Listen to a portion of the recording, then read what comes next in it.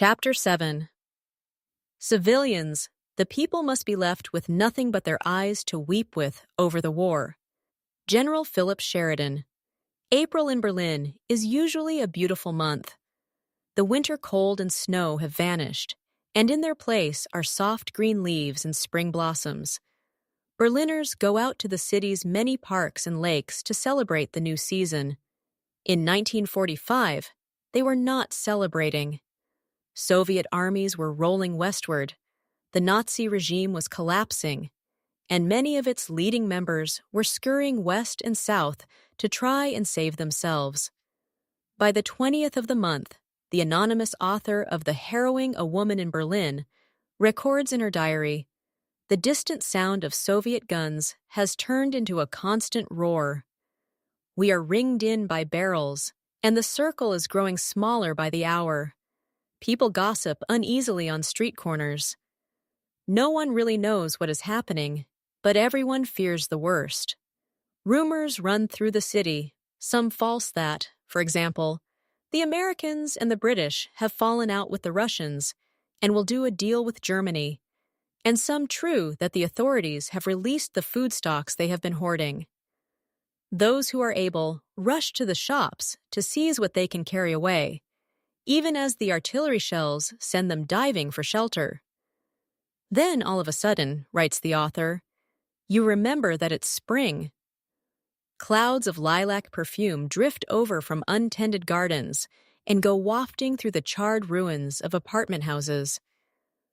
That night, as the Soviet shells continued to fall, she and her neighbors huddle in their basement shelter, wondering when the Soviet troops will arrive and what they will do to the women.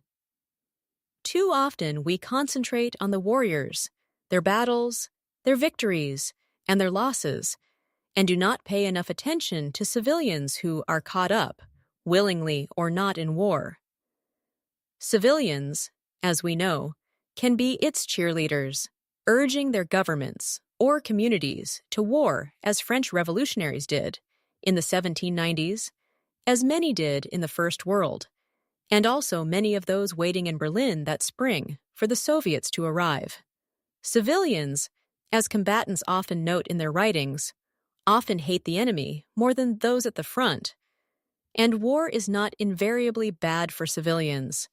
They can benefit, whether through sharing in the spoils of victory or finding better opportunities to make money, get ahead, or break taboos. Yet civilians are also war's innocent victims, paying the heavy penalties of defeat in the coin of starvation, murder, rape, slavery, forced labor, or mass deportations. As that conversation in the cellar in Berlin in April 1945 about what the Soviet troops might do shows, women civilians fear a particular fate in war. Throughout history, in different times and different places, they have been warriors' prizes to be carried off and made part of their households or raped on the spot. "You are allowed to rape," said the French commando leader to his men in Algeria during its War of Independence. "But do it discreetly." Stalin managed to shock the battle-hardened young Yugoslav communist Milo Vangelis when he defended the rapes by Soviet troops in the territories they were liberating from the Nazis. "Imagine a man," said the Soviet dictator, "who has fought from Stalingrad to Belgrade over 1,000 kilometers of his own devastated land, across the dead bodies of his comrades and dearest ones. How can such a man react normally? And what is so awful in his having fun with a woman after such horrors?" In Germany alone in 1945, it is estimated that as many as 2 million women were raped by Soviet forces, some of them by multiple men over a short period of time. The diary of the anonymous woman in Berlin records the apprehension as she and her neighbors wait for the first arrival of Soviet soldiers. The Berliners' relief that the men they at first encounter seem to be friendly with good-natured faces. Only men, after all, turns to dismay and terror as the drinking starts.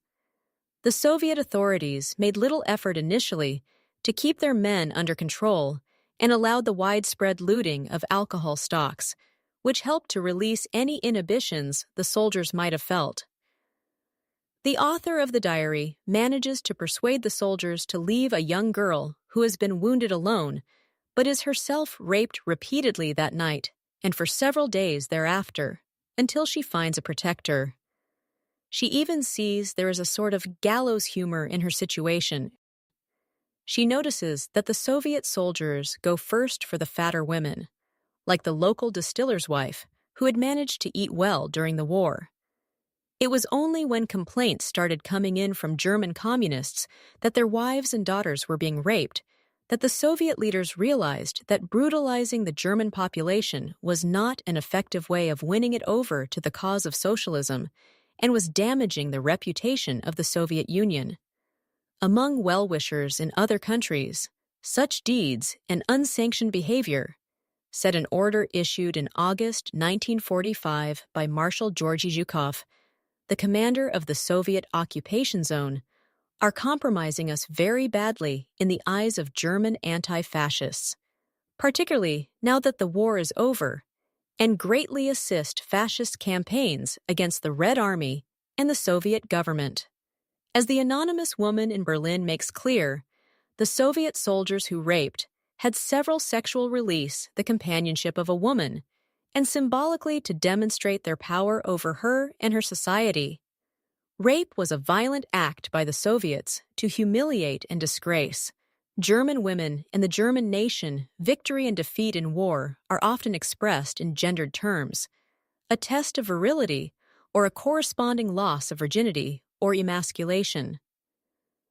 In the ancient world, and it still happens sometimes today, defeated men could be castrated and raped. In Bosnia in the 1990s, where between 20,000 and 50,000 women, and some men too, were raped, all sides committed the crime, although the majority of victims were Bosnian Muslims. The rape of women as the bearers of children carries the added meaning of destroying a particular ethnic group. Serb rapists took pleasure in telling Muslim women that they would give birth to future Serb warriors. Serb nationalist forces set aside women in rape camps or brothels, and Serbian fighters carried out public rape to intimidate and gain information, as well as to encourage non-Serbs to flee. Women who have been raped in war not only have to live with their injuries, both physical and psychological, but often also bear the additional burden of being shunned by their own communities. German women who had been raped in 1945 found comfort in talking about their shared experience, but they were often given a hard time by the men in their lives. The fiancé of the anonymous woman in Berlin thought her shameless for mentioning rape at all, and walked out on her. The women dealt as best they could with both the cruelty and the reality of what had happened to them. One said she simply repressed a lot in order to some extent to be able to live. Because women are often seen as the progenitors of the nation, societies can react savagely to any hint that they might willingly consort with the enemy. In France, after the liberation, women who had entered into relationships with Germans were publicly shamed by having their heads shaved. During the war in Germany, where the Nazis made much of women's role as wives and mothers, and there was particular panic at the prospect of Polish slave laborers, who had been brought in the thousands to work mainly on German farms, having sexual relations with local women. "We can and may not stand idly by," said the head of the Office of Racial Purity, "while they invade the vital essence of our people, impregnate women of German blood, and corrupt our youth." The Gestapo did not stand idly by. It carried out public hangings across Germany of Poles for forbidden contact. German women sometimes shared in the punishment.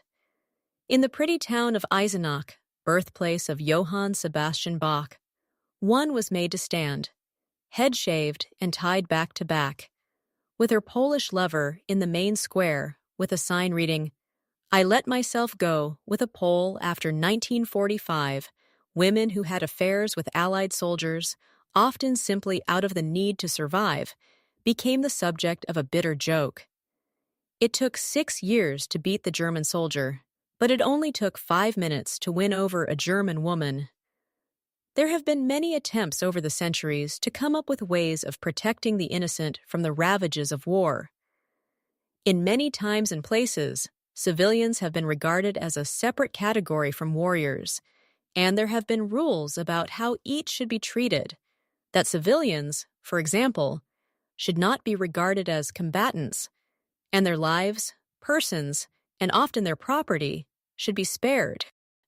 Rules are easily broken or ignored, however, in the passions raised by war, and civilians suffer horribly if they are close to the battlefields or in sieges. When the German siege of Leningrad started in September 1941, the city had a population of around 7 million. By the time it ended in January 1944, 1.75 million had managed to escape and 1 million had died. It is usually the weak who die first. The children, the elderly, the poor. Sometimes civilians are, in that chilling phrase of military strategists, collateral damage, but often they are deliberately targeted to weaken the enemy. The total wars of the 20th century presented humanity with enormous bills. In the Second World War, between 50 and 80 million civilians, we will never know with any certainty, may have died. The range is so broad, partly because, as has happened so often before, records were often not kept or were destroyed, and because of differences over what to count deaths from weapons or from starvation and disease. As well, Thucydides notes without comment that when the people of the island of Melos surrendered unconditionally to Athens in the 16th year of the Peloponnesian War, the Athenians put to death all the men of military age. They took and sold the women and children as slaves. In their sack of Nanjing in 1937, the Japanese may have killed up to 300,000, raped 20,000, and as well burned a third of the city's buildings.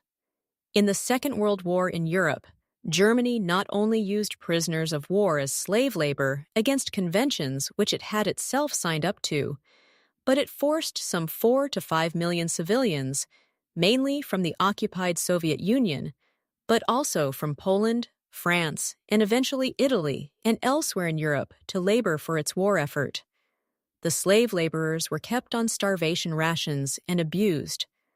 Those unable to work useless mouths were deliberately killed. Women were sterilized or forced to have abortions.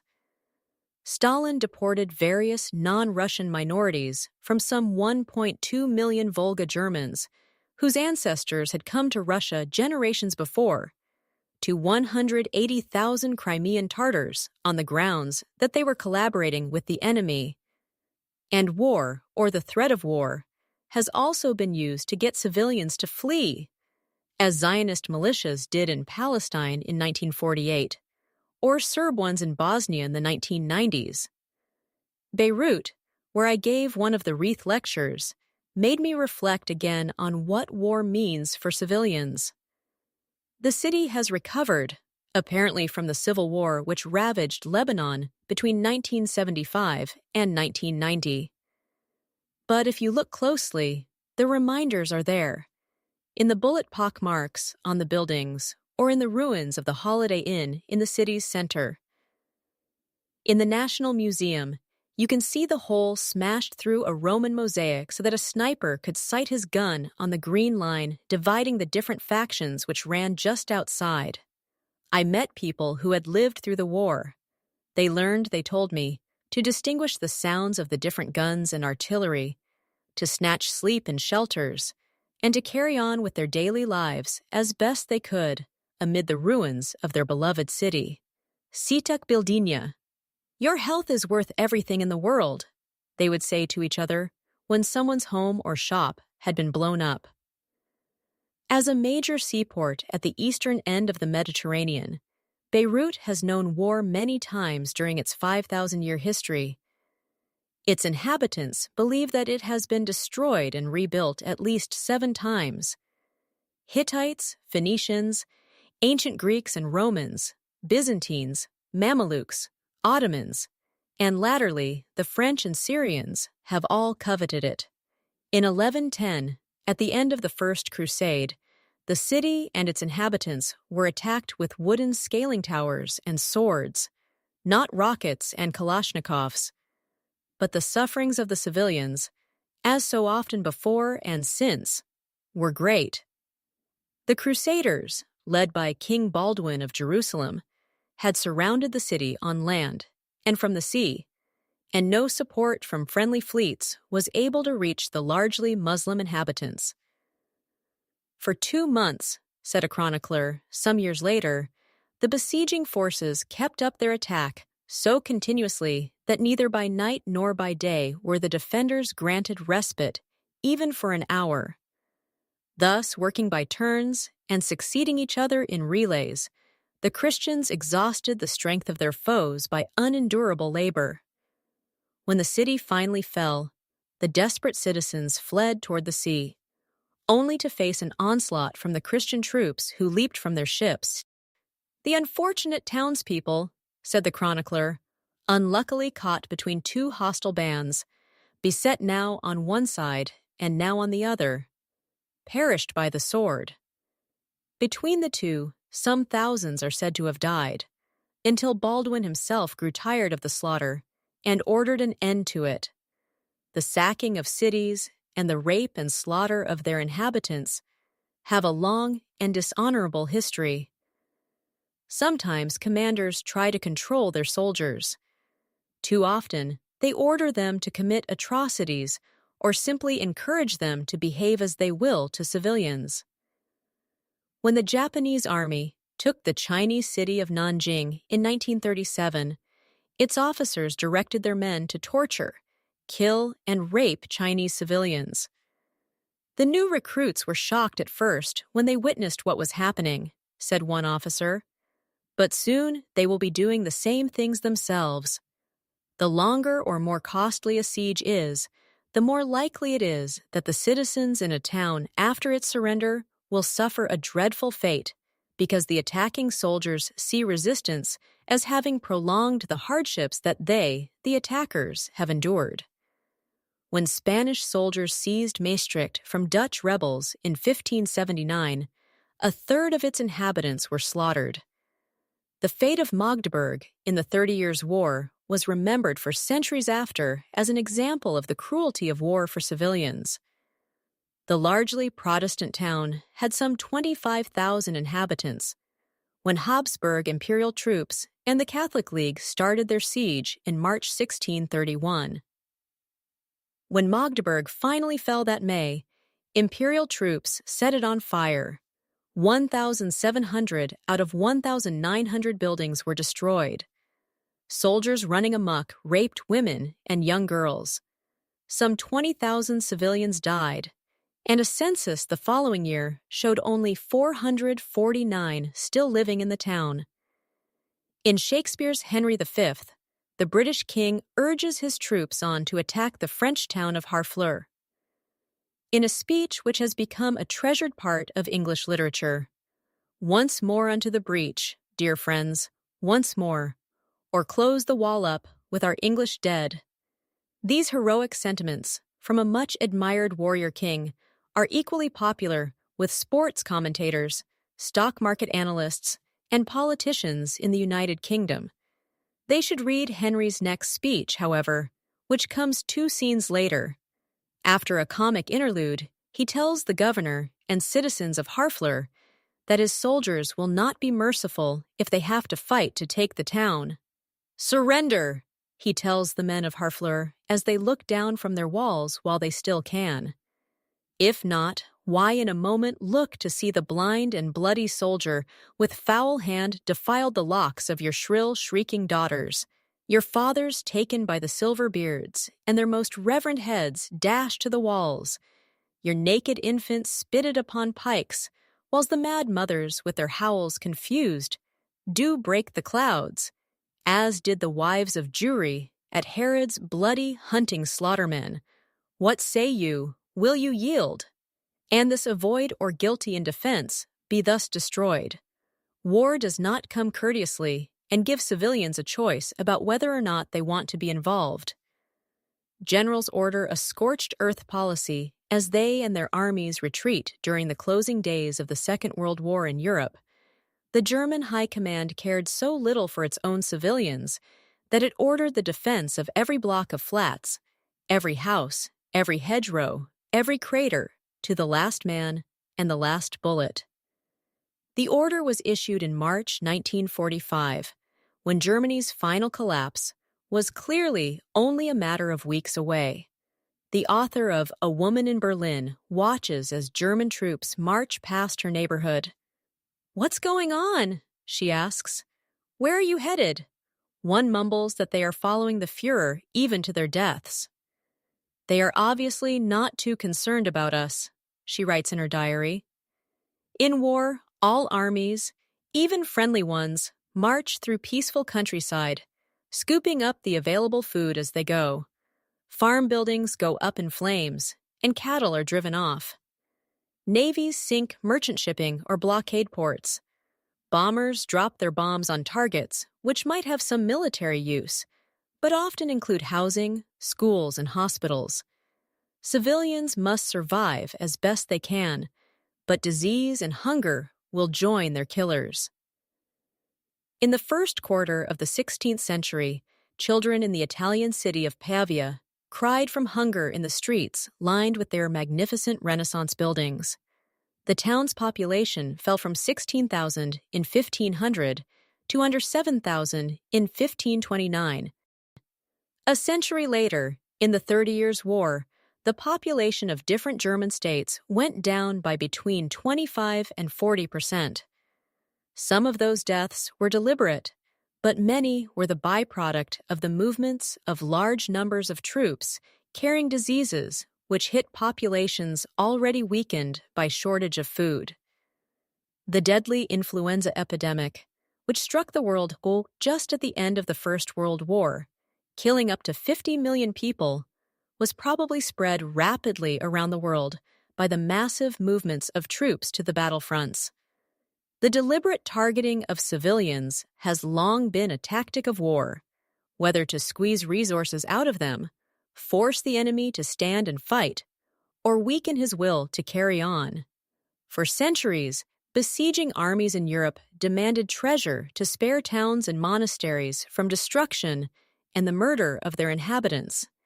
The Anarchy War so often opens the way for private entrepreneurs to prey on civilians as well. In the 14th century, during the 100 Years' War between the English and the French, private gangs, calling themselves such names as Smashing Bars and Arm of Iron, roamed across France, extorting, brutalizing, and murdering, much as armed gangs did in the Lebanese Civil War, and do today in Libya or parts of the Congo. Between 1356 and 1364, more than 450 places in France were obliged to pay ransom. Sometimes, like the Mafia or the Cosa Nostra, the armies and private gangs demanded regular protection money. In the 16th century, in Germany and the Netherlands, householders could get a certificate in German, a Braunschung, or fire tax, to show that they had paid up. The military authorities even had pre-printed forms with blanks to be filled in for the amounts and dates. Failure to pay recurring taxes on time led to what was called execution, often the burning down of villages or even execution of locals. Even when invading armies obey their own rules, civilians are still seen as there to be exploited, their supplies and savings to be used, and their houses appropriated for billeting. Soldiers, armies have sometimes tried to pay, but the promissory notes and scrip they offer often turn out to be worthless. In his History of the Peloponnesian War, Thucydides describes how the devastation of Attica by the Spartans in the first year of the war was intended to entice the Athenians to come out from behind their walls and fight to defend their farms. A territorial dispute between the Kingdom of Poland and its ally, the Grand Duchy of Lithuania, and the Teutonic Knights led to the Hunger War in the summer of 1414, when both sides used scorched earth tactics to starve the other into submission. In the Europe of the Middle Ages, the knights, whose chivalric code has been so admired, used the chevauchée, an innocent word for a brutal tactic. True, they rode as the name suggests, but the chevauchée's purpose was to take, burn, or level everything: animals, crops, buildings, people in their path. That is why in parts of France, you still see fortified farmhouses and churches where the poor took refuge. Not that it always saved them, because buildings could be stormed or set aflame. War without fire, said the real Henry V, is as worthless as a sausage without mustard. In 1360, during the 100 Years' War, 100 peasants were slaughtered when the English broke into the church at Orly. The noble warriors used the destruction, including that of peasants and serfs, whom they saw as their inferiors, to force their opponents out of their fortified castles to defend their property. And the looting and pillaging were ways of keeping the ordinary soldiers happy. Near the start of the 100 Years' War, the British conducted a famous chevauche 27 miles wide, which left a ruined countryside in its wake. An Italian poet who came back 25 years after the war began said he had to force myself to believe it was the same country I had seen before. The speech by the Duke of Burgundy, the Marshal of France in Henry V, is a telling counterpoint to the glories of war Shakespeare's characters talk about. Elsewhere in the play, Burgundy urges the French and English kings to end the fighting. If I demand before this royal view what rub or what impediment there is, why that the naked, poor, and mangled peace, dear nurse of arts, plenities and joyful births, should not in this best garden of the world, our fertile France, put up her lovely visage. And he tries to tell them of the human costs. And as our vineyards, fallows, meads, and hedges, defective in their natures, grow to wildness, even so our houses and ourselves and children have lost wild, or do not learn for want of time the sciences that should become our country, but grow like savages, as soldiers will, that nothing do but meditate on blood. Brutality against civilians is also intended to keep them submissive and teach them that resistance does not pay. During Tyrone's rebellion, which started in the 1590s, when the Irish rose up against the English Tudor conquest, the English reacted with the utmost severity.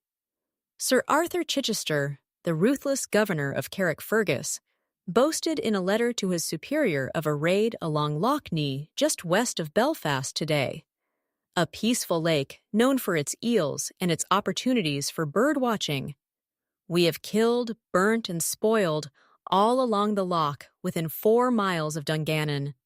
He counted, he said, at least 100 dead, and he had burned out as many or more. We spare none of what quality or sex soever, and it has bred much terror in the people. Humanity has never abandoned such measures. In 1942, during their war against China, the Japanese adopted a similar policy in their 3 burn all, kill all, destroy all. Today, Syrian government forces lay waste to rebel towns and villages.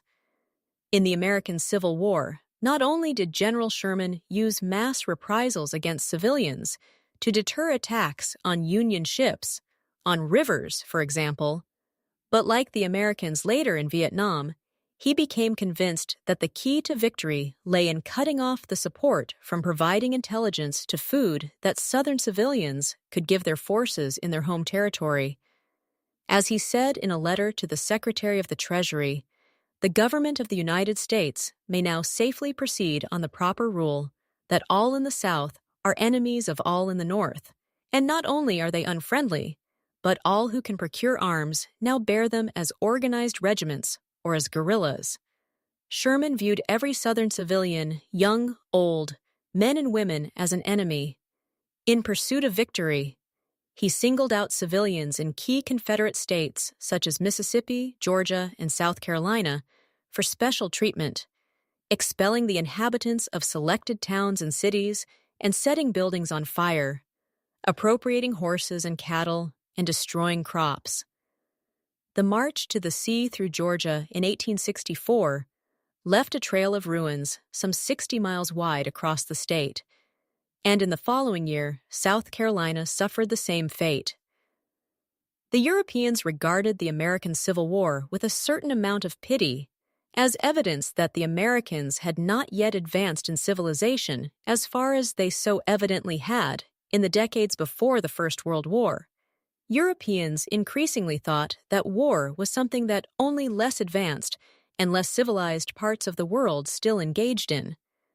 After the Franco-Prussian War of 1870 to 71, the only conflicts in Europe were in the Balkans, which could be explained away on the grounds that nations such as Serbia, Bulgaria, Romania, and Greece had only just emerged from under the dead hand of the Ottoman Empire, and therefore had some catching up to do.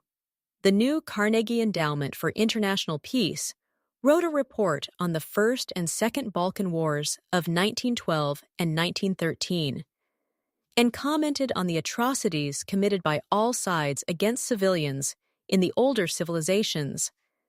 It said comfortingly, with a reference to the rest of Europe, there is a synthesis of moral and social forces embodied in laws and institutions, giving stability of character, forming public sentiment, and making for security. The report came out in the early summer of 1914, just as Europe was about to embark on a war which showed how capable it was of its own cruelties against civilians. The move toward total war in the 20th century blurred the line between the battlefront and the home front.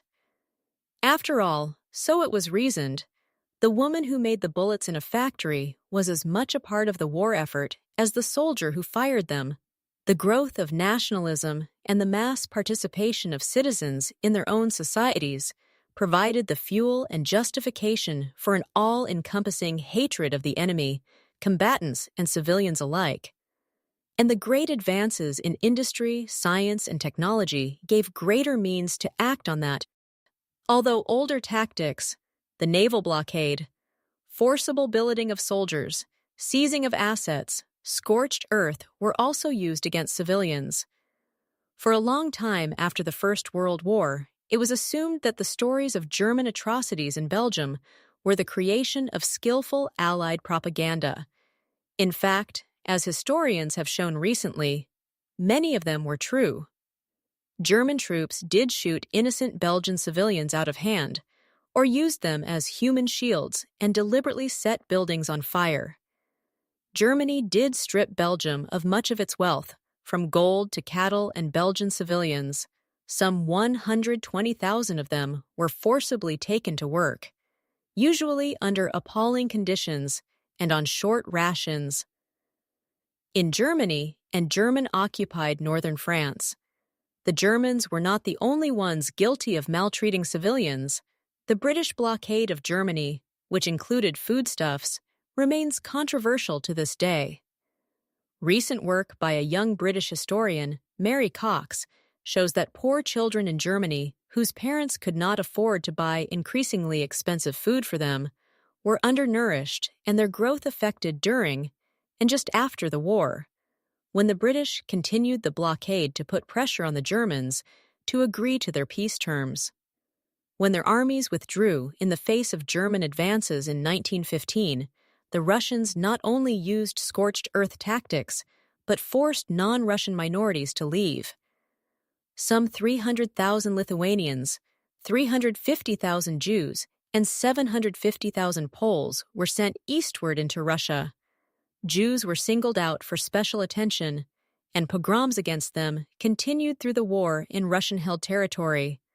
When Austria invaded Serbia in 1914, and again with greater success in 1915, its troops behaved brutally toward the local population. Over 1,000 civilians, including women and children, suspected of helping the Serbian army, were killed under circumstances of the most revolting cruelty, said one foreign observer. In the Ottoman Empire, the ruling Committee of Unity and Progress nicknamed the Young Turks, used war as an excuse to carry out a systematic genocide against its Armenian minority.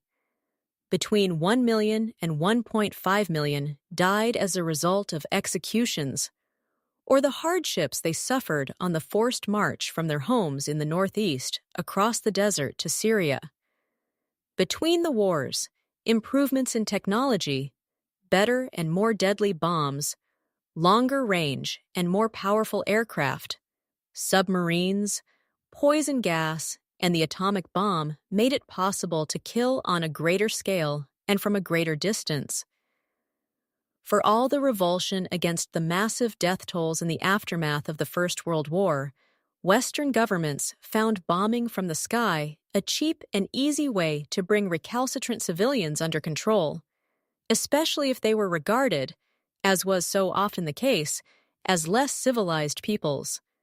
The British used bombers against villages in Iraq and Afghanistan in the early 1920s, as did the Italians when they invaded Ethiopia in 1935. Mussolini's son-in-law, Count Galeazzo Ciano, thought the exploding bombs looked like flowers from the air. Aerial bombing of civilians finally came to Europe in 1937 during the Spanish Civil War, when Nazi and fascist pilots, acting for General Franco's forces, destroyed the Basque town of Guernica, killing several hundreds. At the start of the Second World War, there were still some questions, at least on the Allied side, about what constituted a legitimate target. A British cabinet minister is said to have protested in 1939, but that's private property. When the possibility of bombing German industry in the Ruhr came up, the all-out nature of the war swept such issues aside, although again on the Allied side, they never completely disappeared. All the belligerents used bombing of civilians to disrupt enemy war efforts and weaken the will to fight on. Ports, factories, railway marshalling yards, oil depots, dams, and bridges were all targets, but so too were housing and city centers. Hermann Goering promised Hitler in the summer of 1940 that he could force Britain to sue for peace by bombing its airfields in key cities, especially London. Sir Arthur Harris, chief of Britain's Bomber Command, was convinced and managed to persuade his superiors, including Winston Churchill, that the war against Germany could be won by the bomber and that the critical target was German morale. The aim was, said Harris in a top-secret memorandum in October 1943, the destruction of German cities, the killing of German workers, and the disruption of civilized community life throughout Germany. The destruction of houses, public utilities, transport, and lives. The creation of a refugee problem on an unprecedented scale, and the breakdown of morale both at home and at the battlefronts by fear of extended and intensified bombing are accepted and intended aims of our bombing policy. They are not byproducts of attempts to hit factories. In 1943, 40,000 died in the German city of Hamburg, many in the firestorm that swept the city as a result of Allied bombing, and in 1945, perhaps a further 35,000 in Dresden. The figure for the latter, like the choice of the target itself, remains highly controversial. The American bombing of Tokyo that same year with incendiary bombs, a weapon chosen deliberately because so many structures in the city were made of wood, destroyed 16 square miles and left 80,000 to 100,000 dead and 1 million homeless. Major General Curtis LeMay, whose responsibility the raid was, said the Japanese were scorched and boiled and baked to death. It was no oversight that mass bombings were not included in the Allied indictment of Nazi leaders at the Nuremberg trials. Total war also blurred the distinction which had been established in the preceding centuries between the proper roles of combatants and non-combatants. Uniforms, hierarchy, discipline, and rules were meant to mark out the military from civilians. The former had the right to use force, the latter did not. But what happened when civilians took up arms or resisted armed invaders? Did the rules of war apply to them or not? Could and should such civilians be punished, as General Sherman did in the American South, for example? Questions like these were part of larger and continuing attempts to control and regulate war. But they also point to the increasing importance of civilians in war. Before the modern age, civilian support for war was not something rulers cared much about. But with the appearance of nationalism and the growing complexity and demands of war civilians, their approval and their labor became increasingly important to the war effort. Civilian volunteers, such as the patriotic women's associations in Prussia during the Napoleonic Wars, or the International Red Cross, founded in the mid-19th century, could look after the military or victims of war, raise money for soldiers' families, provide and staff hospitals for the wounded, or buy bonds to finance the war effort. Women, the young and the old, could take on jobs to free men for the front, or help the authorities by volunteering to monitor blackouts or watch for fires. Conversely, when the public, or enough of them, withdraw their support for wars, as they did in Russia in 1917, in Germany in 1918, and in the 1960s and 1970s in the United States during the Vietnam War, it is difficult, if not impossible, for governments to fight on even while a war continues. Civilians can sabotage and weaken their country's war effort in a variety of ways. One extreme is direct resistance, whether of pacifists who lie across railway tracks or block recruiting centers, or of resistors who take up arms against either their own governments or occupying forces. At the other end of the scale is unwillingness to cooperate, refraining from buying war bonds, for example, or refusing to work extra hours. When the Soviet Union and Germany signed their non-aggression pact, also known as the Molotov-Ribbentrop Pact, after their two foreign ministers just before the outbreak of the Second World War, communist parties around the world were ordered by Moscow to reverse their positions completely, from hostility toward Nazi Germany to attacking the democracies. It was this that helped to inspire George Orwell's 1984. In France, the powerful Communist Party switched overnight from urging war on Germany to advocating peace. When the government decreed mobilization, communists shouted, "Don't go," and "Peace, peace," at the railway stations. And there were reports, difficult to substantiate, that communist workers sabotaged munitions production. The Second World War saw vast territories with millions of civilians under enemy occupation. In Europe, 180 million came under the Axis powers of Italy and Germany and their smaller partners, while in Asia, the Japanese ruled over 460 million.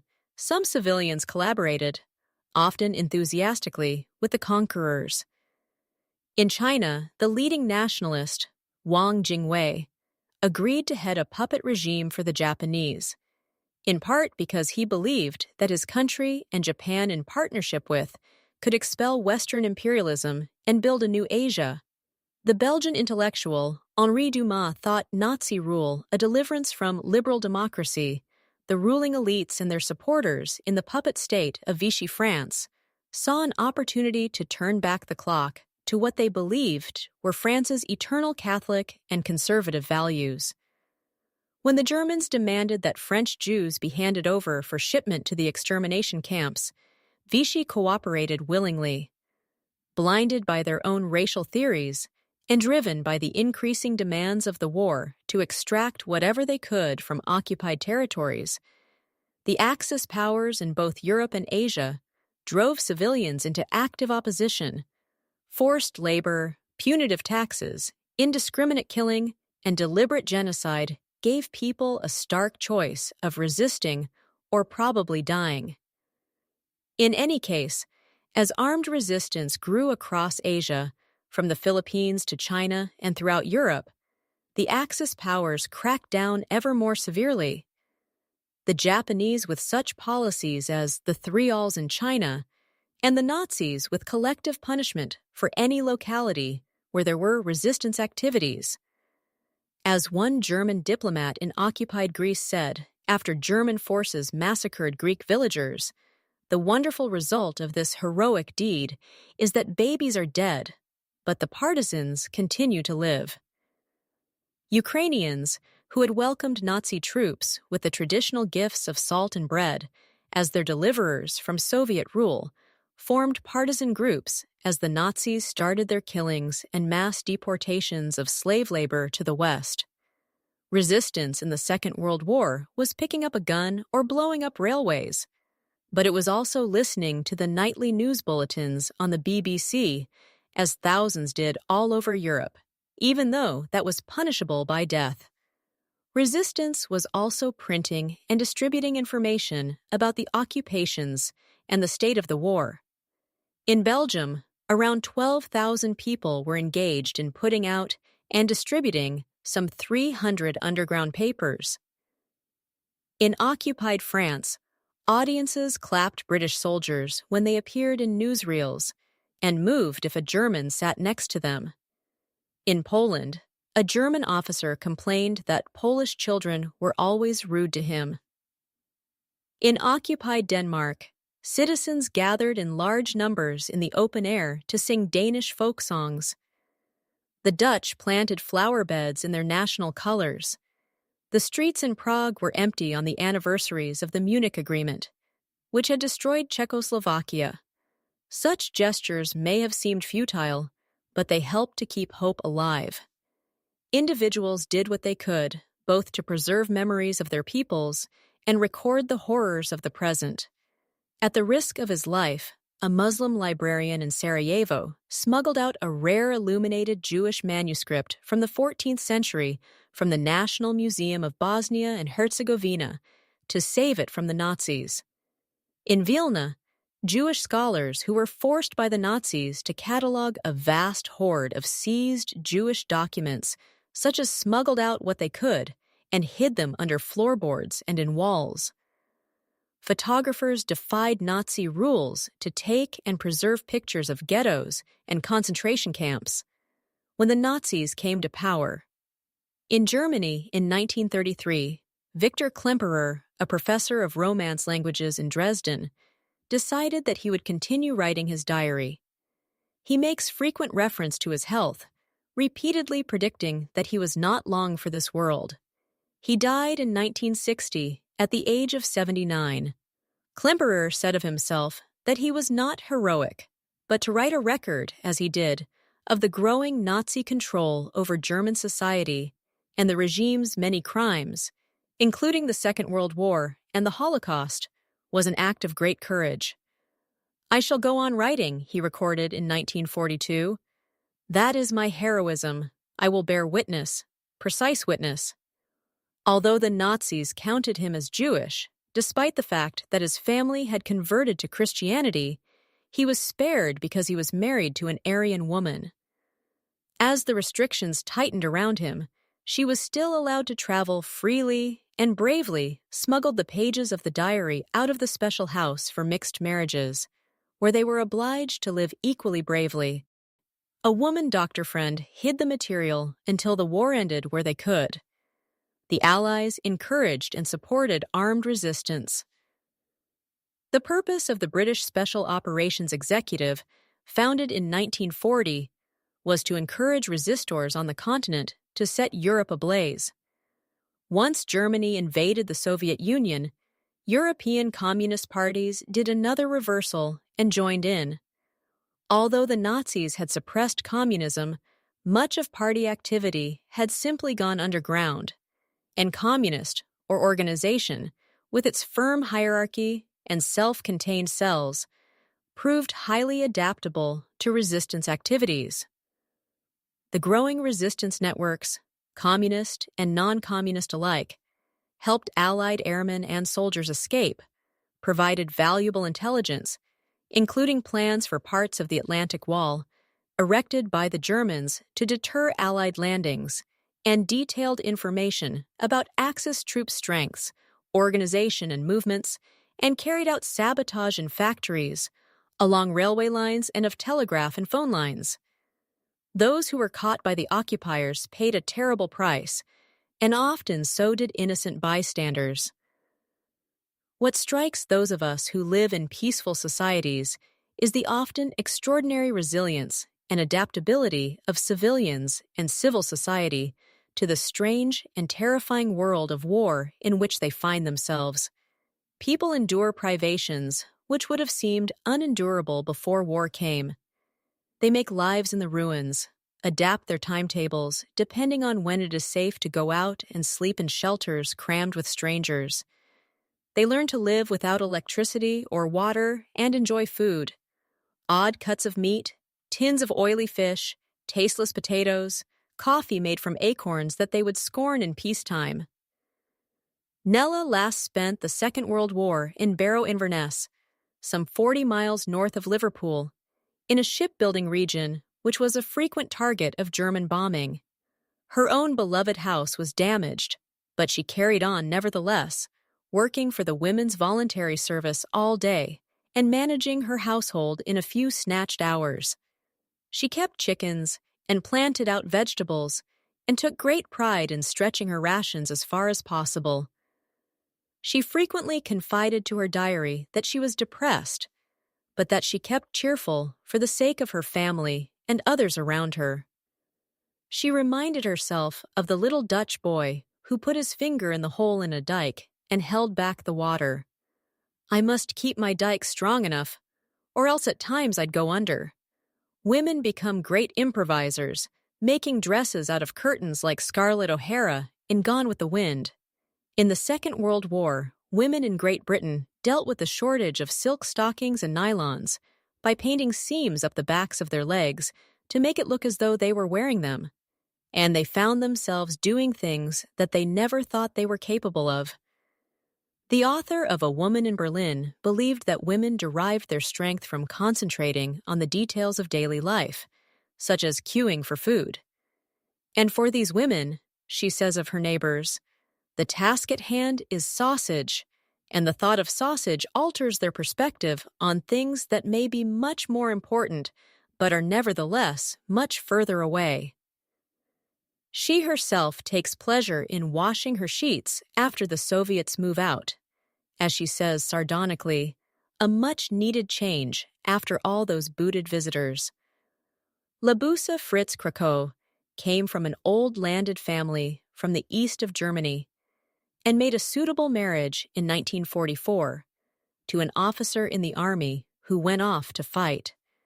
She had little idea where, leaving her mother, and their small household, which was about to include her baby, in the care of her stepfather. Families such as theirs had strong traditions, and the values they held dear were largely masculine and military. The men in her world believed in order, discipline, and obedience, useful in battle, but not in the chaos that was about to engulf them as the Soviet troops advanced and the German front collapsed. In her memoir, Hour of the Women, Fritz Krakow describes how she and her mother and the maid took over from her stepfather and the other nobly born men of the district. She dealt with the Soviets, bribed officials, scavenged and stole to survive because the men could not. When it came to ducking your head and crawling on all fours to pick the spinach you needed, so as not to starve with no room for honor and duty, that was where they failed such tasks. They left to us. She managed to bring her small party of women and her baby safely to the Allied zone in the West, and went back to find her stepfather, who was in an improvised prison camp in the Soviet zone. She located him and told him through the barbed wire that she had wire cutters and train tickets to the West. At first, he refused to leave on the grounds that he had given his word as a gentleman and an officer that he would not escape. It was only when she claimed not to know how to travel by herself that he agreed to come. Not surprisingly, when they were safely re-established in the West, she found she could not go back to the old relationship of dependency and submissiveness to the men in her family. The anonymous woman in Berlin has a similar reaction. She now sees men as the weaker sex, miserable and powerless. Deep down, we women are experiencing seeing a kind of collective disappointment. The Nazi world, ruled by men, glorifying the strong man, is beginning to crumble, and with it the myth of man. She sees defeat in war as the defeat of the male sex. War has a way of upending traditional roles and expectations. In Renaissance Europe, women in besieged cities were expected to join in their defense. During an 18-month siege of the Italian city of Siena between 1552 and 1553, all women, rich and poor alike, and between 12 and 50 were issued with baskets and spades or picks. When the order was cried through the streets, the women were to leave their households and go to work on the city walls. The more total the war, the greater the demands on women's labor and skills. And at the end of the First World War, in many countries, including Britain, Canada, Denmark, Germany, Poland, and the United States, the contribution made by women to the war effort became a persuasive argument for giving them the vote. In the First World War, the proportion of women working outside the home went up significantly in most of the combatant countries.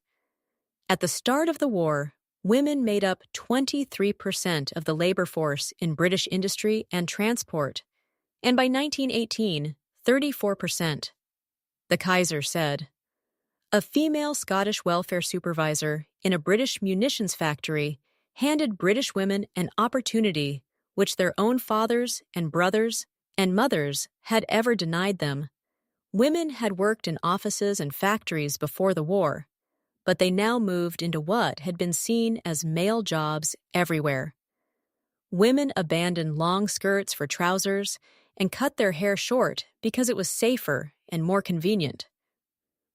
Women filled in for men as bussy conductors or farm laborers.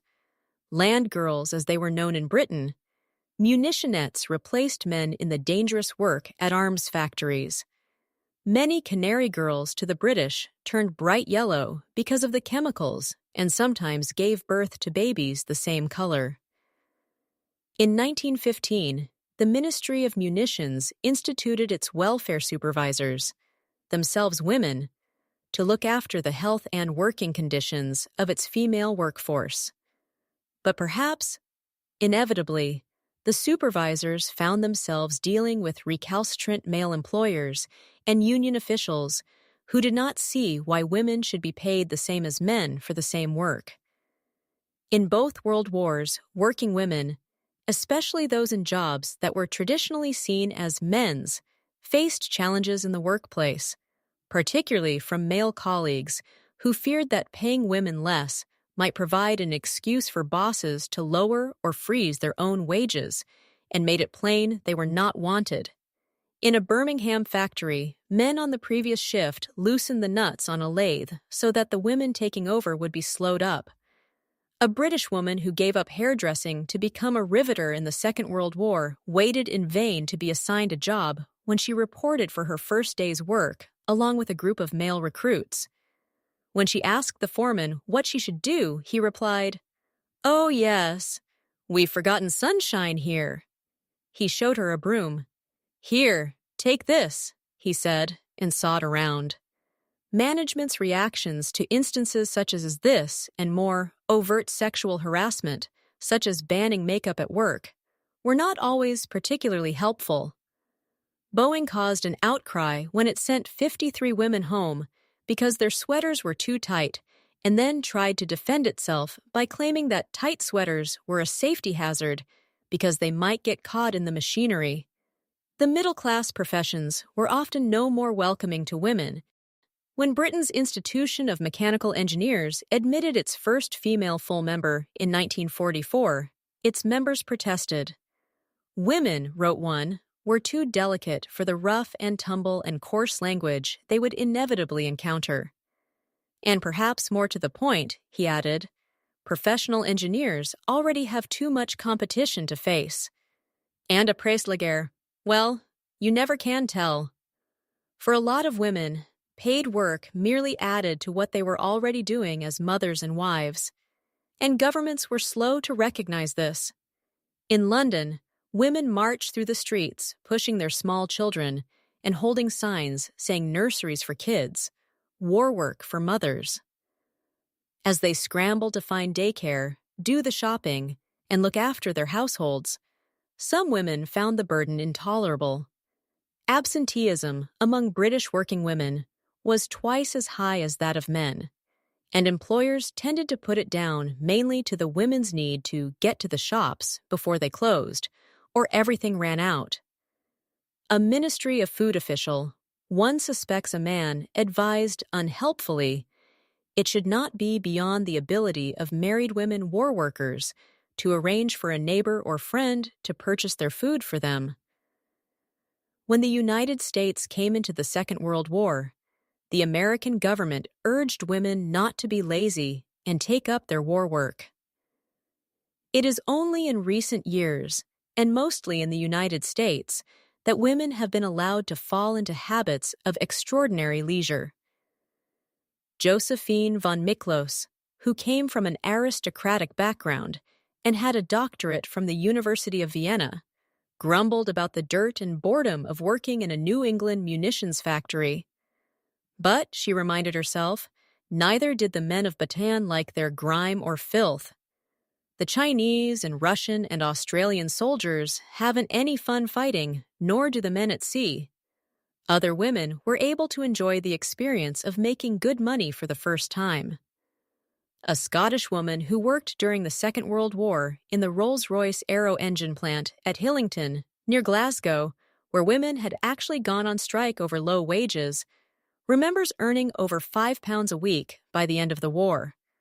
I was quite tickled to show them in the house a £5 note. I'd never seen a £5 note.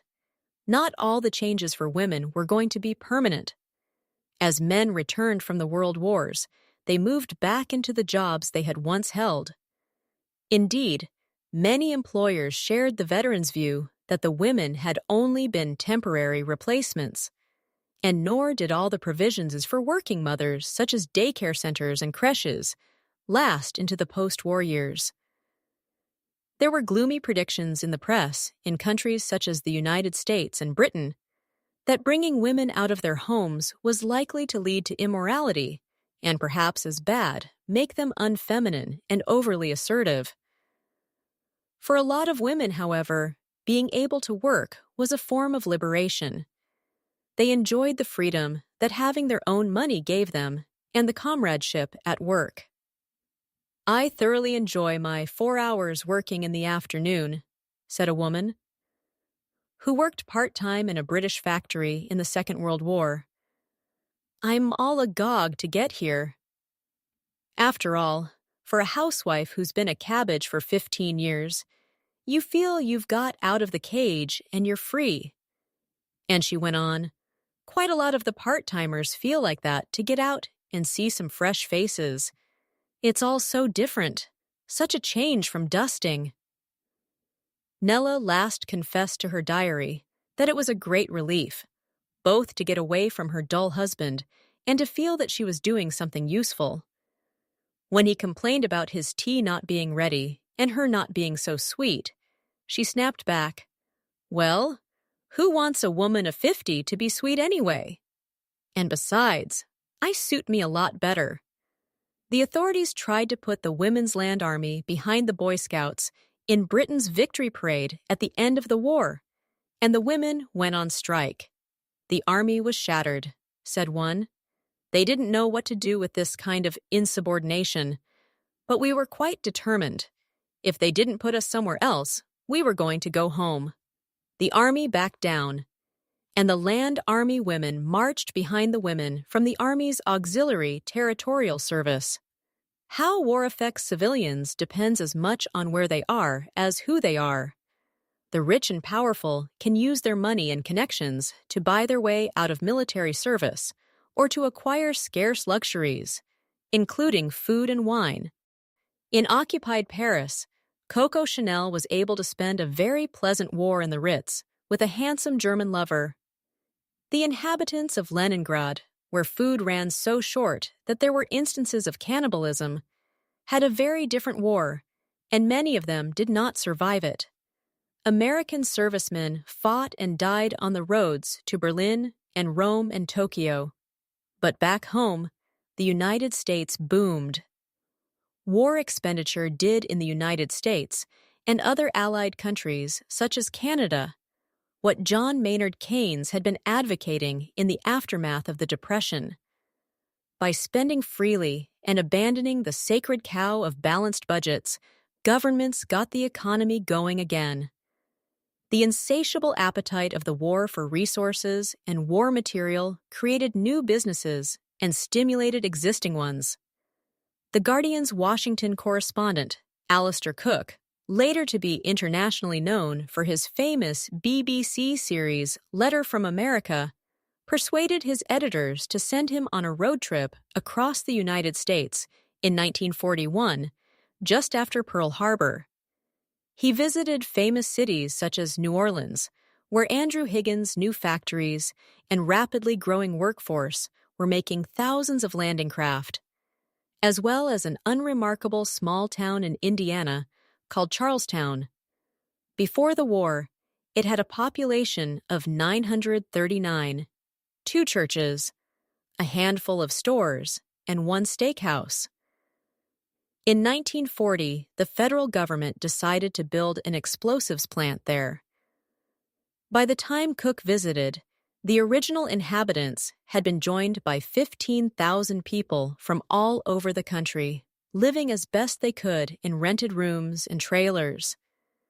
And Charlestown had new roads, bridges, and policemen.